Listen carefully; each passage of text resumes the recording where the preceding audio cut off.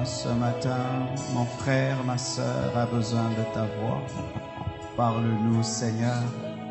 Enseigne-nous, Seigneur. Bénis ce culte. Amène-nous, Seigneur, à une nouvelle étape de notre destinée. Que toutes les forces contraires échouent. Que toutes les puissances contraires soient confondues.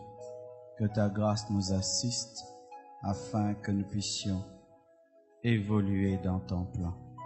Bénis ce culte de projet et ce message au nom de Jésus-Christ. Amen. Nous acclamons le Seigneur.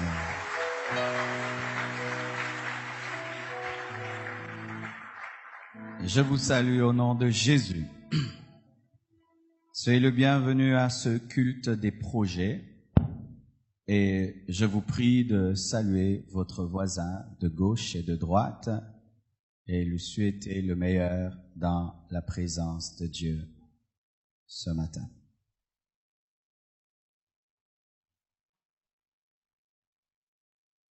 Aujourd'hui, c'est un grand jour pour l'Église Compassion parce qu'aujourd'hui, nous allons lancer le Go pour la construction. Acclamons le Seigneur. Amen.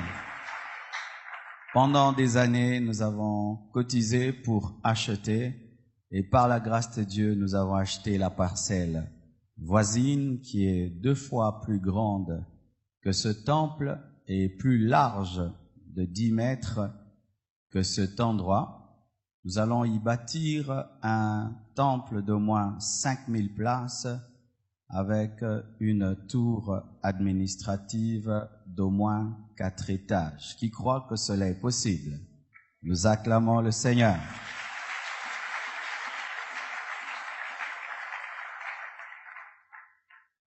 Aujourd'hui, je vais continuer les enseignements commencés il y a 1 mois sur la pensée biblique sur l'argent. Tu peux le dire à ton voisin de gauche, la pensée biblique sur l'argent. À celui de droite, à celui de derrière, à celui de devant, à celui qui te boude, parce qu'il y a toujours quelqu'un qui boude. Amen. La pensée biblique sur l'argent. Je vais revenir rapidement à ce qui a été dit il y a 1 mois pour rafraîchir notre mémoire et ensuite nous allons entrer dans le vif du sujet. Précédemment, il a été dit que l'argent est un bon serviteur mais un mauvais maître. Car nul ne peut servir de maître, car ou il haïra l'un et aimera l'autre, ou il s'attachera à l'un et méprisera l'autre. Vous ne pouvez servir Dieu et maman. C'est bien d'avoir l'argent, c'est bien d'avoir besoin de l'argent, tout le monde en a besoin, à moins que tu sois un hypocrite, tout le monde a besoin d'argent pour payer ses factures. Mais c'est mal d'aimer l'argent, c'est mal d'adorer l'argent. Lorsque tu as besoin d'argent, l'argent est un serviteur. Lorsque tu aimes l'argent, lorsque tu adores l'argent, l'argent cesse d'être un serviteur, l'argent devient automatiquement un maître et un mauvais maître qui te détruira. Il a été aussi dit que l'argent est en général neutre. Tout dépend de ce que tu fais de l'argent. Exception faite à l'argent mal acquis et l'argent occulte, mais en général, l'argent est neutre. L'Ecclésiaste 10, verset 19 nous dit que l'argent répond à tout. C'est comme un couteau. Il peut t'aider à faire un bon plat. Il peut aussi t'aider à tuer quelqu'un. Tout dépend de ce que tu fais du couteau et tout dépend de ce que tu fais de l'argent. L'argent amplifie ce que vous êtes, mais ne vous transforme pas, mais vous révèle. Si tu es une bonne personne, l'argent va te révéler. Plus tu auras de l'argent, plus tu feras du bien aux gens, plus tu vas aider les pauvres, tu vas aider les autres. Et si tu es une mauvaise personne, lorsque tu auras l'argent, l'argent va te pousser au péché, à prendre une deuxième femme, à t'enorgueillir, à te vanter, à dominer sur les autres, à détruire les autres. L'argent amplifie seulement, mais l'argent ne transforme personne. L'amour de l'argent est la racine de tous les maux.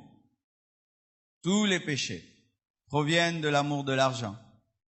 Lorsqu'un homme aime l'argent, il ne va pas seulement se limiter à aimer l'argent. Il ira plus loin.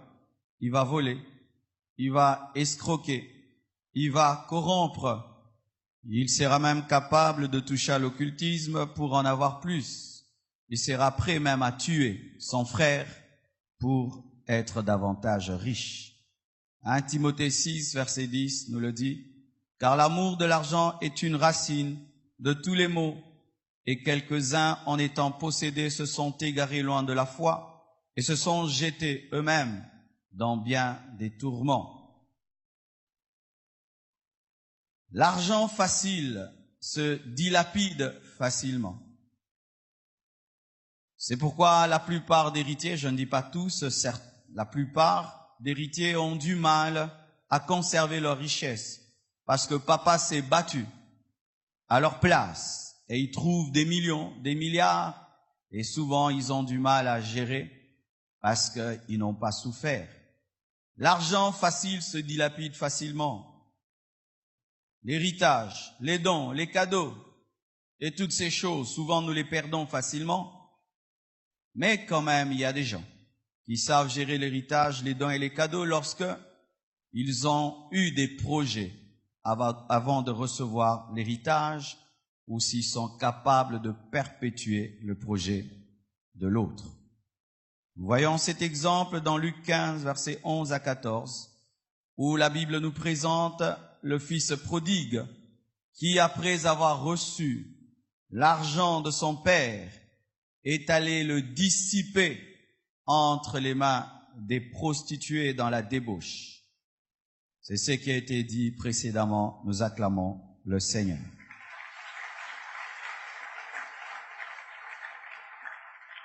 Pour ce matin, retenez ceci. L'argent ne donne pas le bonheur, mais y contribue. L'argent ne donne pas le bonheur, mais y contribue. Ecclésiaste 7, verset 12. Il est écrit, « Car à l'ombre de la sagesse on est abrité, comme à l'ombre de l'argent. Mais un avantage de la science, c'est que la sagesse fait vivre ceux qui la possèdent. » Que veut dire cela? Que la sagesse protège, l'argent aussi. Mais la sagesse protège plus que l'argent, parce que l'argent ne fait pas vivre, ne donne pas la vie éternelle, mais Jésus, qui est la sagesse de Dieu, donne la vie éternelle. Qu'est-ce que cela veut dire? Si tu as l'argent sans sagesse, tu es moins que celui qui a la sagesse sans argent. Je répète, si tu as l'argent sans sagesse, la sagesse de Dieu bien sûr, tu es moins que celui qui a la sagesse sans l'argent. Mais si à ton argent tu ajoutes la sagesse, alors tu es abrité spirituellement et matériellement. Cela veut dire aussi que l'argent contribue au bonheur, mais ne donne pas un bonheur parfait, parce que c'est la sagesse qui fait vivre. C'est pourquoi nous sommes étonnés de voir des milliardaires qui se suicident. C'est pourquoi tu es étonné de voir que malgré que des zéros s'ajoutent à ton compte en banque, ton bonheur ne s'ajoute pas. C'est pourquoi tu es étonné que malgré les multiples possessions que tu n'as pas la joie et la paix, parce que le bonheur est impossible sans Dieu. Impossible sans Dieu. J'ai lu les écrits de Steve Jobs, celui qui a créé iPad alors qu'il allait mourir, un milliardaire frappé par un cancer. Il a tout fait pour en guérir, mais ces milliards étaient incapables de le guérir. Et ces milliards ne pouvaient pas faire qu'un homme puisse accepter de le remplacer sur ce lit d'hôpital. Son argent pouvait lui permettre de prendre un chauffeur pour le conduire, de prendre un cuisinier pour préparer à sa place, mais son argent n'a pas permis à ce que quelqu'un dorme sur ce lit d'hôpital et meure à sa place. Malgré ces milliards, il est mort. Parce que l'argent ne peut pas tout. Amen. L'argent ne peut pas tout. Toi qui as l'argent, ne pense pas que tu es tout puissant. Ne pense pas que tu es devenu un Dieu pour qu'on t'adore. Ne pense pas que tu es le super heureux. Archi faux. D'ailleurs, j'ai vu des gens qui, dans leur pauvreté, étaient heureux, mais plus ils ont eu de l'argent, plus ils ont perdu leur bonheur. C'est pas que je suis contre l'argent, mais je suis contre l'argent sans la sagesse. L'argent sans la sagesse détruit le bonheur. Mais ajouter à la sagesse l'argent, ça contribue et ça te permet même de partager ce bonheur. Alléluia. Car des fois aussi, tu as le bonheur, mais tu aimerais partager, aider quelqu'un, mais tu n'as pas les moyens. Tu as compassion de quelqu'un, tu aimerais bien faire, mais tu n'as pas les moyens. Tu aimerais aider quelqu'un, tu as tout l'amour du monde, mais tu n'as pas l'argent. L'argent ne donne pas le bonheur, mais il contribue. Ce qui veut dire aussi que c'est important d'en avoir. Amen. Voici encore ce principe. L'argent qui ne produit pas des intérêts et qui ne s'investit pas s'envolera un jour. L'argent qui ne produit pas des intérêts et qui ne s'investit pas s'envolera un jour. Bien-aimés frères, il y a un verset bizarre que j'ai trouvé. Jésus-Christ est en train de parler des intérêts et en train de parler de la banque.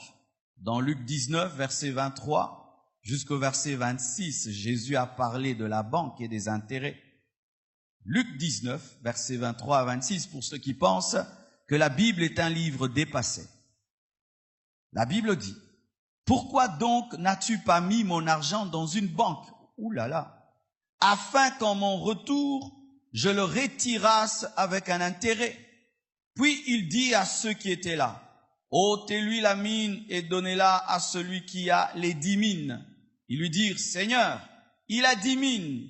Je vous le dis, on donnera à celui qui a, mais à celui qui n'a pas, on ôtera même à celui qui a. Peuple congolais, nous avons souvent une maladie dans le domaine de l'argent. C'est que quand tu as l'argent, du coup, tu penses aux dépenses. Une grave maladie. Si tu as l'argent, il faut dépenser. Avant même d'avoir l'argent, tu as déjà prévu les dépenses. Mais c'est rare que nous, les Congolais, avant d'avoir l'argent, on prévoie l'investissement. Si j'investirai. Si je vais mettre en banque, comme ça j'ai des intérêts le temps que j'ai une idée. Mais c'est souvent, avant même d'avoir l'argent, on a déjà les dépenses qu'on va faire. Et quand l'argent vient, l'argent va dans les dépenses.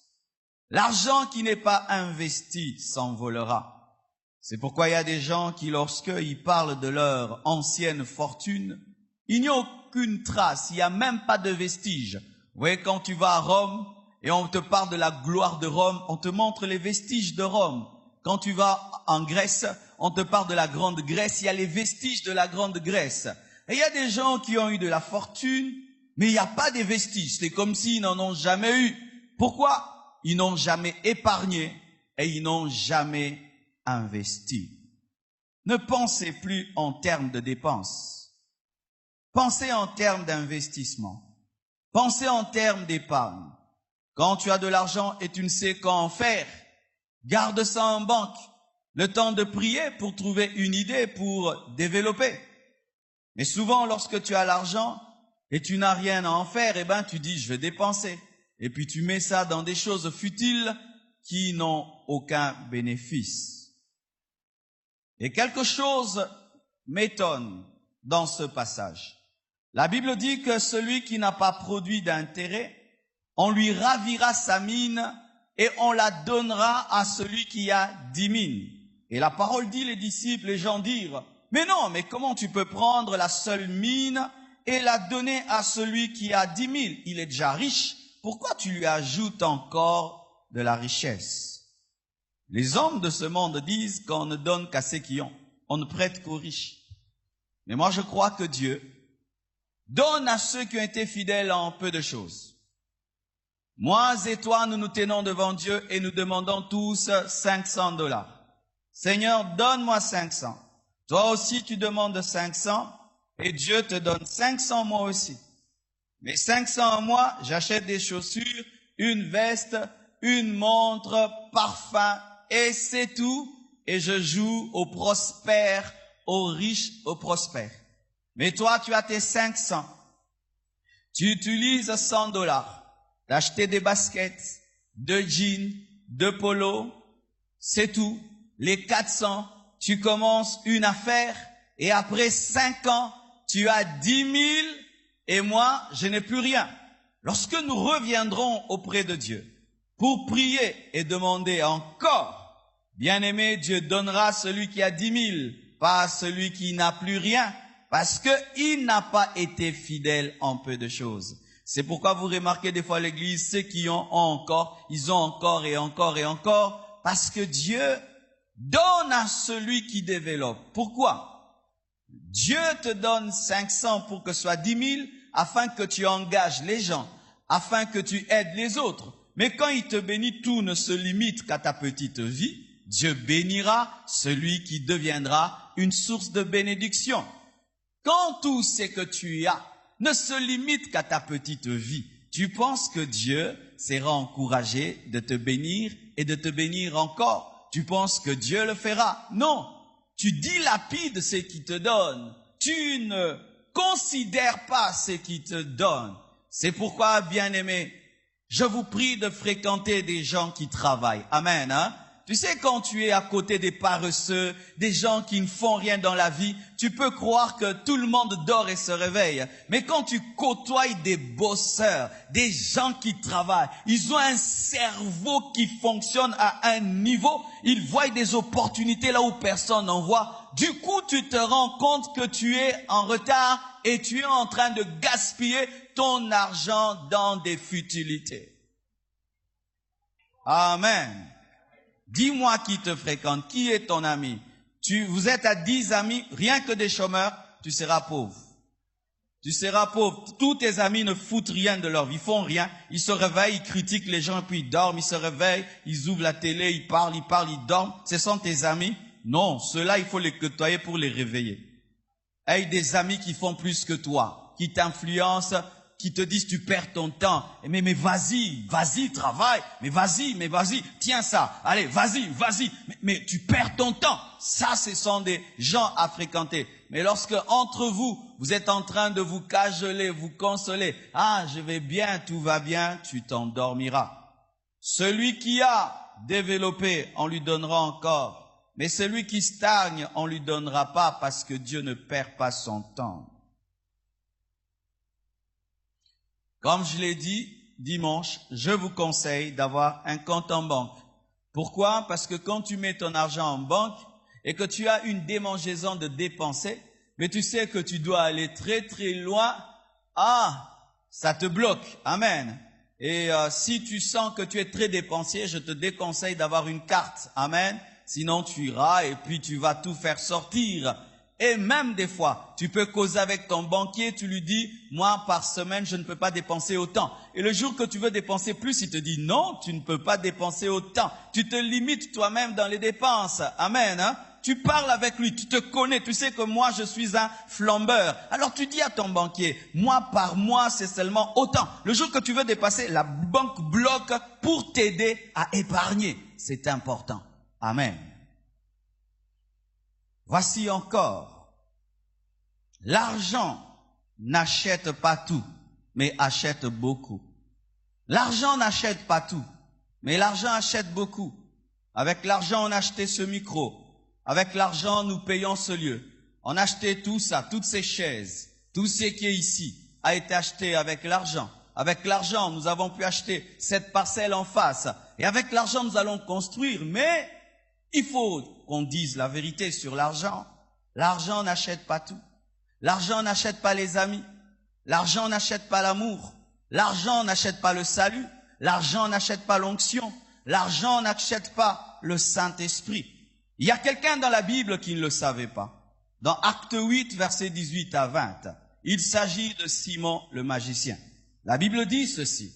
Lorsque Simon vit que le Saint-Esprit était donné par l'imposition des mains des apôtres, il leur offrit de l'argent en disant, « Accordez-moi aussi ce pouvoir afin que celui à qui j'imposerai les mains reçoive le Saint-Esprit. » Mais Pierre lui dit, « Que ton argent périsse avec toi, puisque tu as cru que le don de Dieu s'acquérait à prix d'argent. » L'argent n'achète pas tout.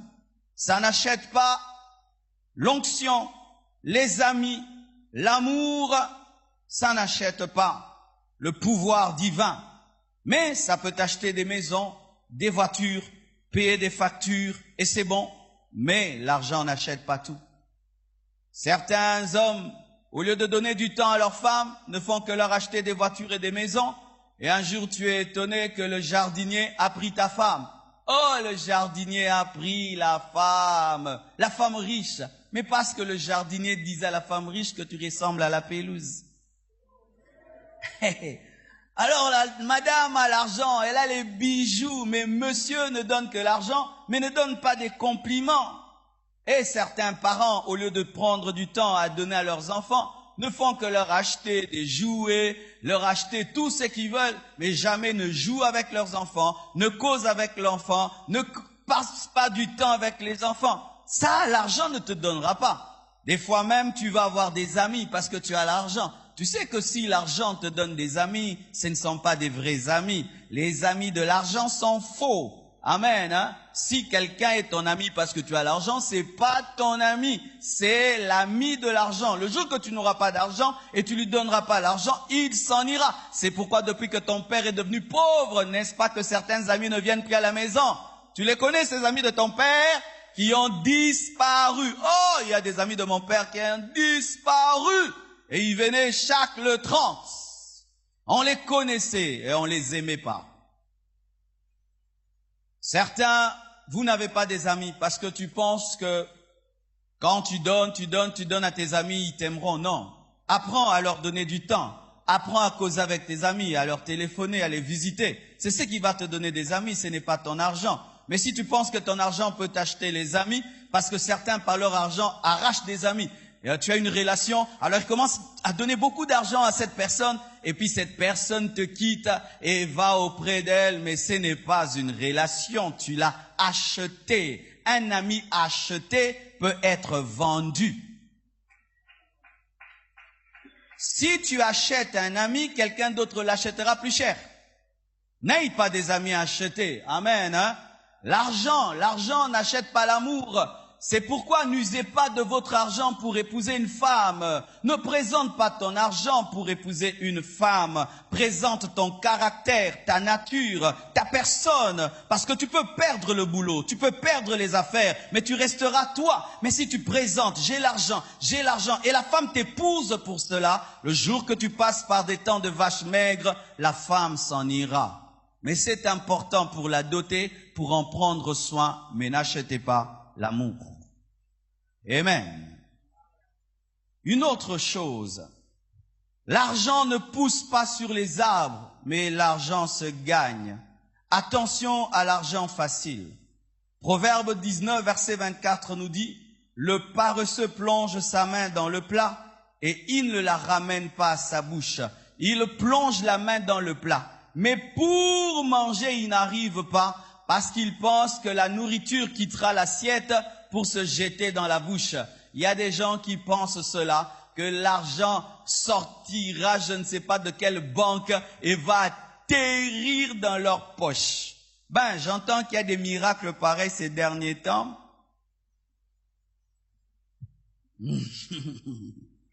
Alléluia. Ben, moi, je crois que si tu vas avoir l'argent, tu travailles. Amen. Ou quelqu'un te donne. Si Dieu peut faire apparaître l'argent, ben, il peut le faire parce que Dieu peut tout. Mais si c'est chaque fois, ah là, c'est pas bien. Pourquoi? Parce que, ben, l'argent là vient d'où? Ça doit venir de quelque part. Et le contréfacteur est puni de servitude pénale. Parce que cet argent qui tombe dans ta poche, ça a un numéro, donc on peut retracer d'où ça vient. Et alors c'est venu d'où? Donc Dieu a pris l'argent dans mon compte, il t'a donné sans ma permission. Dieu est devenu voleur. Moi je pense que lorsqu'on dit que Jésus-Christ avait dit à Pierre d'aller pêcher un poisson et d'ouvrir le poisson, c'est que les marins en ce temps-là, il y avait des fois des bateaux qui avaient des naufrages avec de l'argent et un poisson qui avait avalé l'argent qui existait vraiment. Et puis là, mais si Dieu prend l'argent de quelqu'un et te le donne sans sa permission, c'est le vol, c'est le vol. Il faut m'expliquer cet argent vient d'où? Amen. Peut-être aussi que quelqu'un marchait, il a fait tomber l'argent et puis Dieu a ramassé pour lui et puis t'a donné.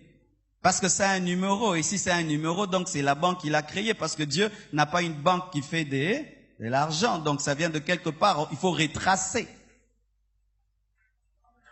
Mais oui, c'est pas parce qu'on prie que la tête ne fonctionne pas. Prier ne fait pas de nous des baudets. Amen.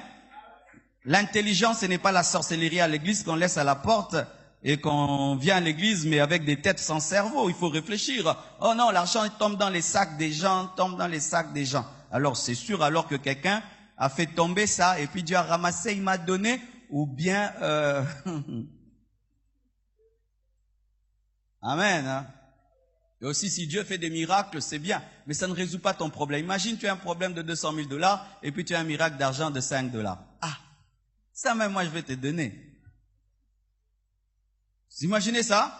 Amen. Hein? C'est-à-dire tu as un problème de $100 000 et puis non, oh alléluia, alléluia, oh il y a de l'argent dans mon sac, combien?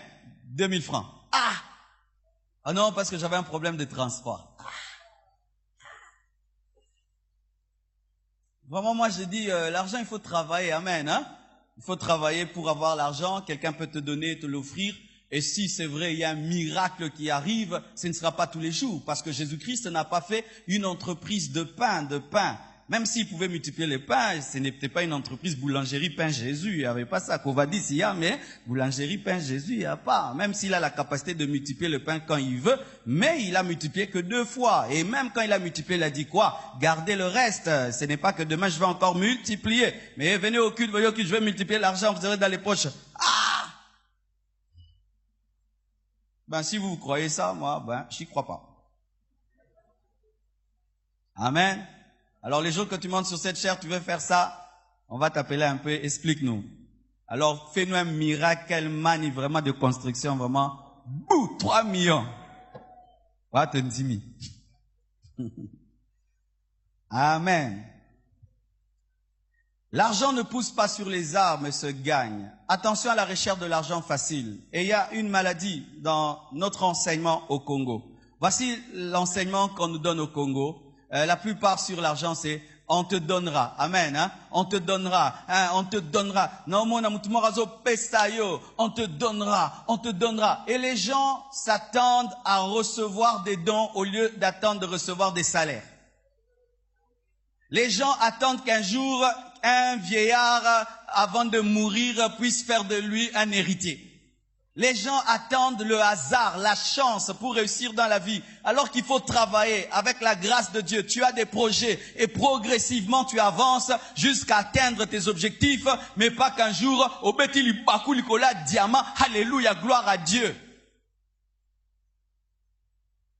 Les gens prient. Priant, oh Dieu, touche mon oncle qui est en Europe, qui pense à moi, qui m'envoie 3 D107. Bien aimé, en Europe, maintenant c'est dur, je vous dis, amen, hein.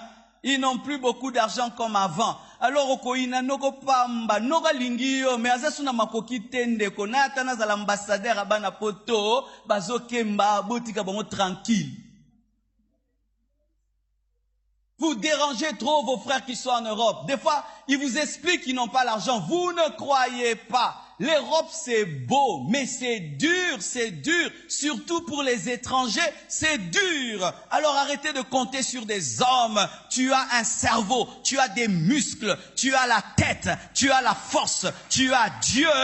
Travaille pour que toi aussi tu puisses aider quelqu'un, que tu puisses prendre soin des autres.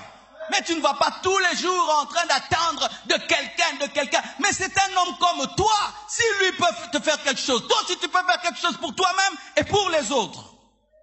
Ce n'est pas parce qu'il est en Europe qu'il est devenu Dieu. C'est un humain avec des problèmes humains. Alléluia. L'argent ne pousse pas sur les arbres.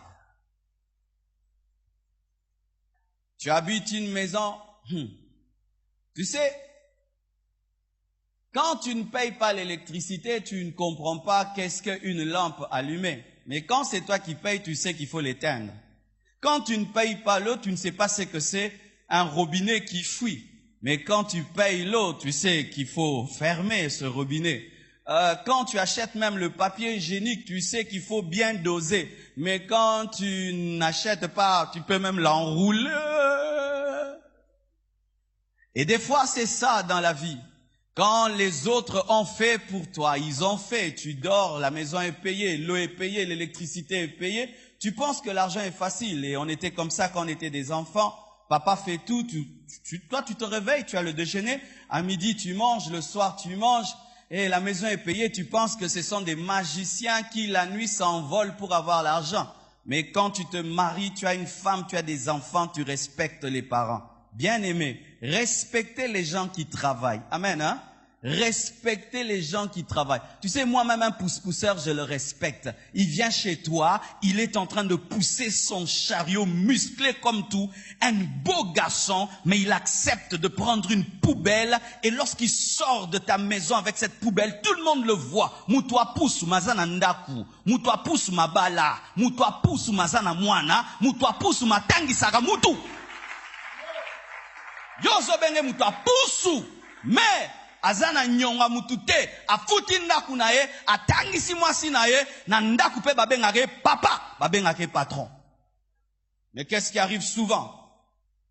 Les gens qui n'ont pas la connaissance que l'argent se gagne méprisent l'argent. Des fois tu roules, tu t'arrêtes, il y a des jeunes qui viennent qui te demandent l'argent, tu prends 500 francs, 1000 francs, tu leur donnes. Écoutez comment ils parlent. Vieux olard, vieux olard. Wakango kasiso eza matititi. Ola, faux vieux. Otelebe. Hein? Tu regrettes, mais pas c'est zongisa. Mais au zongisa peut être vieux, fola. Et puis quand tu regardes dans le rétroviseur, bah où il est là? Tu sais pourquoi il dit fola? Parce que pour lui, gagner la vie c'est quoi? C'est se réveiller, se tenir sur le boulevard, glorifier les gens, préso, on lui donne, préso, on lui donne, et il ne peut pas savoir ce qu'est l'argent. Un jour, un homme riche va dans un restaurant, et après, il mange, et on attend un pourboire, et il restait, je crois, $1. Non, c'était dans un taxi. Et puis, le chauffeur s'attend, c'est que, mais le monsieur, c'est un milliardaire, il va me laisser $1, et puis il attend. Et il dit, quoi? Oh, rends-moi $1. Adieu. Oh, papa, toi tu es milliardaire. Tu as $1. Il dit, et tu sais comment je suis devenu milliardaire?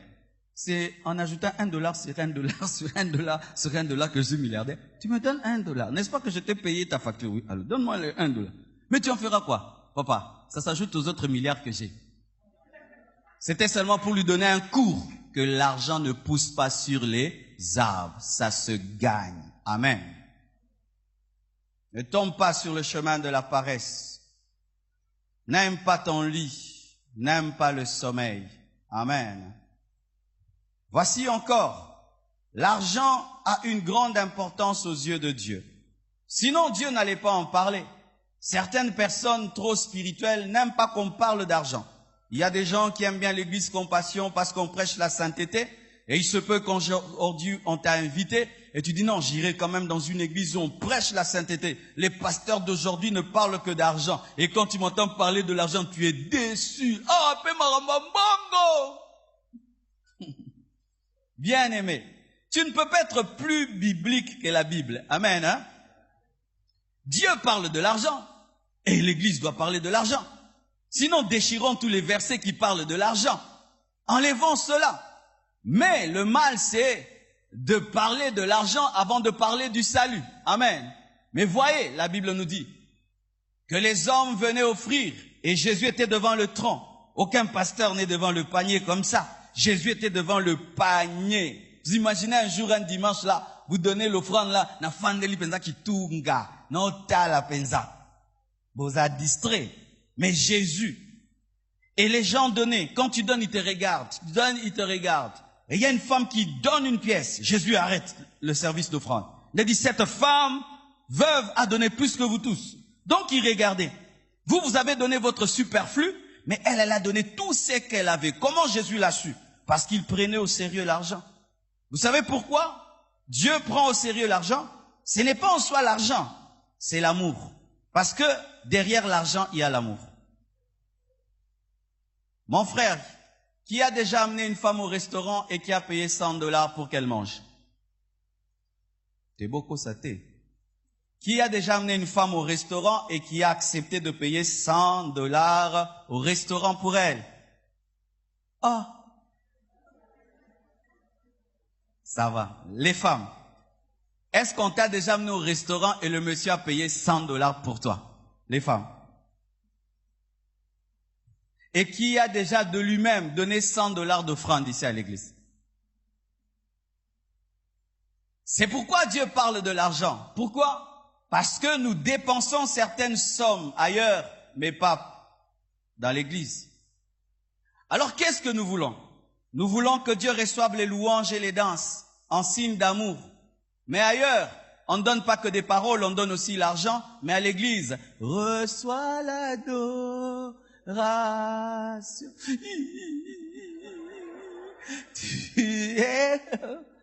Et quand il faut donner l'offrande, la même personne qui est capable de donner 100 $ dans un restaurant donne 500 francs. Et tu veux dire que tu aimes Dieu. Tu aimes Dieu. Aimer, c'est donner. Quand j'aime ma femme, je lui donne. Quand j'aime mes enfants, je leur donne.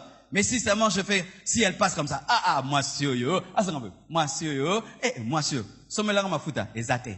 Somelanga parfum, ezate. Somelanga bilolia, ezate. Moi si yo, mais somelanga boy, na yebso ke ezate.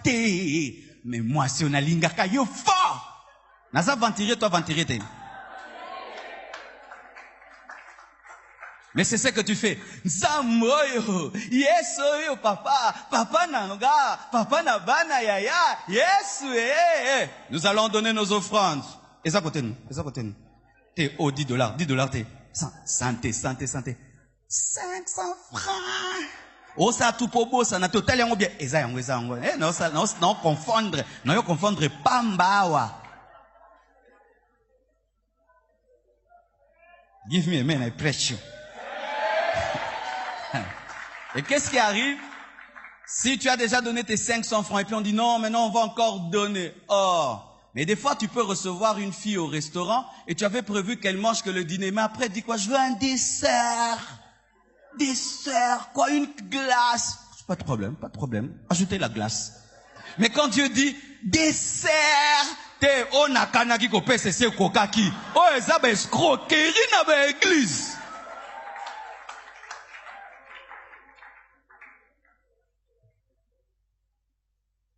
Si tu aimes, tu donneras ton argent. Parce que l'argent, c'est le produit de notre souffrance, de notre labeur. Et si quelqu'un ne te fait pas participer à sa souffrance, à son labeur, il ne t'aime pas. Aimer Dieu, c'est le faire participer à ta souffrance et à ton labeur. Tu travailles dur du matin au soir et dans ce que tu as, tu donnes ta dîme, tu donnes ton offrande, tu aides les pauvres, tu aides les malheureux, tu contribues à l'œuvre de Dieu. C'est ça aussi aimer Dieu. Ce n'est pas seulement chanter, ce n'est pas seulement danser, ce n'est pas seulement se prosterner. Amen. Je termine en disant ceci. L'argent qui ne se partage pas attire la malédiction et la pauvreté. L'argent qui ne se partage pas attire la malédiction et la pauvreté. Proverbe 11, verset 24. Tel qui donne libéralement devient plus riche, et tel qui épargne à l'excès ne fait que s'appauvrir. Économiquement, ça ne se vérifie pas, parce qu'en économie, il faudrait épargner à l'excès pour s'enrichir et n'est pas donné. Mais la Bible, qui est la sagesse de Dieu, nous dit que celui qui donne libéralement devient riche, mais celui qui épargne à l'excès ne fait que s'appauvrir. Je vous ai enseigné sur l'épargne, mais Dieu met un équilibre qu'il ne faut pas épargner à l'excès. Car il y a certains, lorsqu'ils entrent dans le mot d'épargne, alors c'est un mot à outrance. Ils se privent eux-mêmes et ils privent aux autres. Surtout les gens d'une certaine tribu là. Amen, hein? Fioti, fioti, fioti, fioti, fioti, fioti. Il peut avoir des millions, mais il marche en babouche. Il veut pas qu'on le bouffe. Mais le sorcier sait que tu as gardé à la maison. Il voit dans ton compte en banque. Ce ne sont pas tes babouches qu'il voit. Il sait que tu en as. Il a des millions, mais il mange que le fou pondu, fou pondu. Ozanango nazanango te pensa pasi kaka. Kaka mke oyo. Fioti, fioti. Même s'il est chrétien, bien-aimé, tu risques d'épargner à l'excès toute ta vie et tu n'as pas eu le temps de te réjouir. Quand Dieu te donne, réjouis-toi aussi. Prends ta femme, tu l'amènes au restaurant, vous allez quelque part, vous vous réjouissez. Alléluia.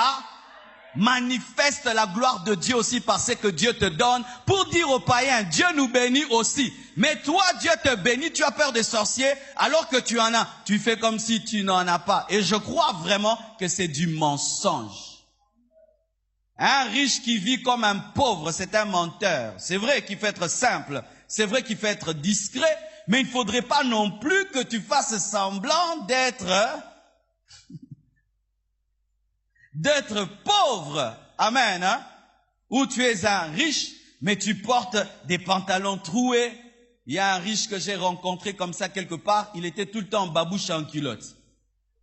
Vous imaginez? Babouche, culotte, un gros polo. Et il dit l'humilité. Non, ça c'est le mensonge. C'est le mensonge. Parce que quand on te dit, c'est comment ta vie? Pas si ma casse, oh, ça. N'épargne pas à l'excès, jusqu'à te priver toi-même. Tu manges mal, tu t'habilles mal, ta maison est mal, tout est mal, parce que toi, tu veux atteindre telle somme en banque. Et après tu meurs, tu laisses. Mais d'autres aussi, ils ont ce défaut. Donc s'il a il a de l'argent, il doit bouffer. Pourquoi? Il se peut qu'il meure demain. Alors, il faut penser à l'IA. Oui, je connais des parents comme ça, il est maladif, il veut mourir, il commence à tout vendre.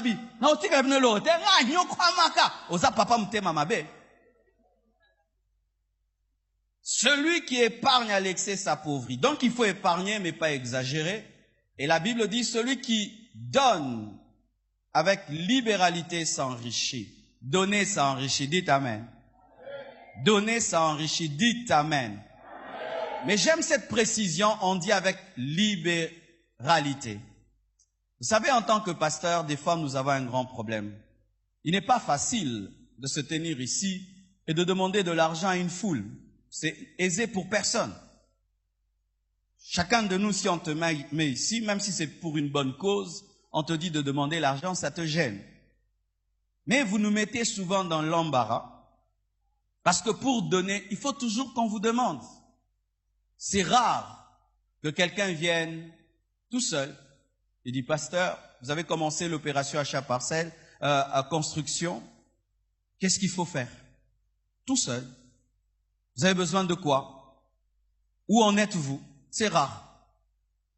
Pasteur, qu'est-ce qu'il faut faire pour l'église? Quel besoin il y a?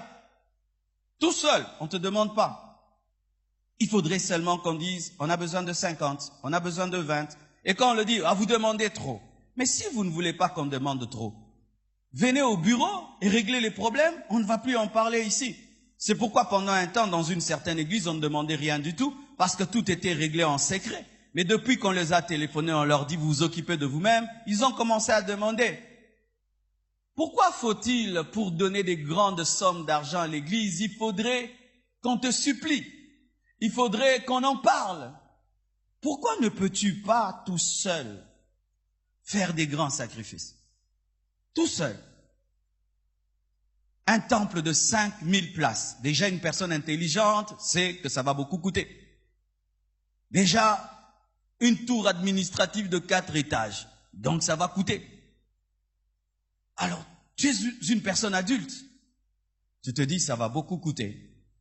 Alors, moi, je ferai ça. Moi, je vais construire ça. Moi, je vais amener autant de sacs. Moi, je vais m'occuper de la caillasse.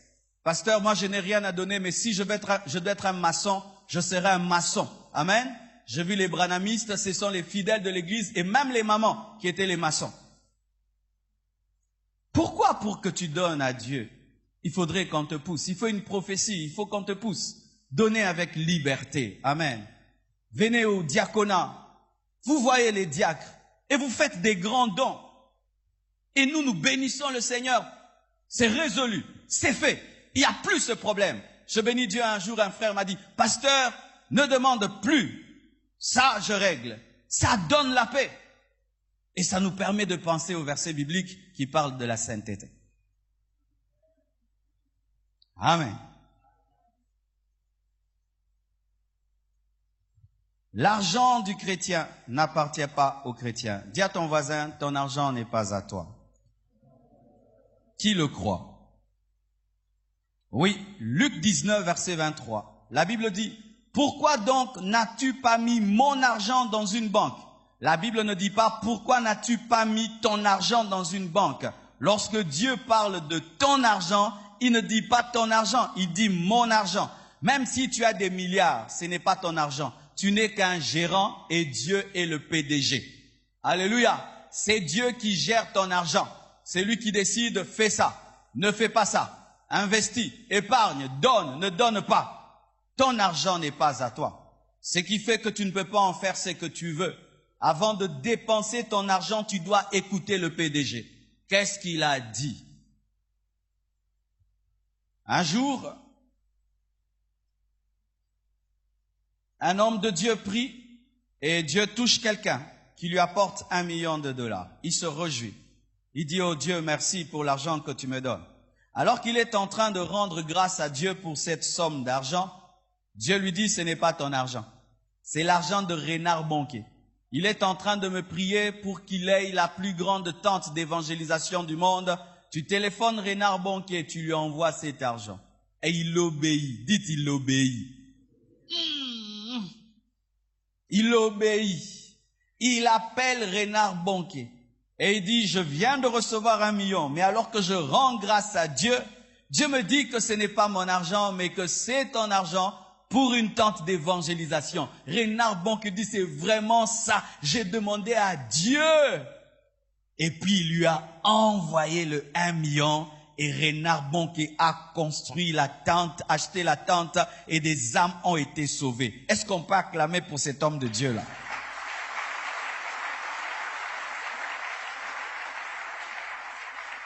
Mais Congolais dit, nini, natindelo combien?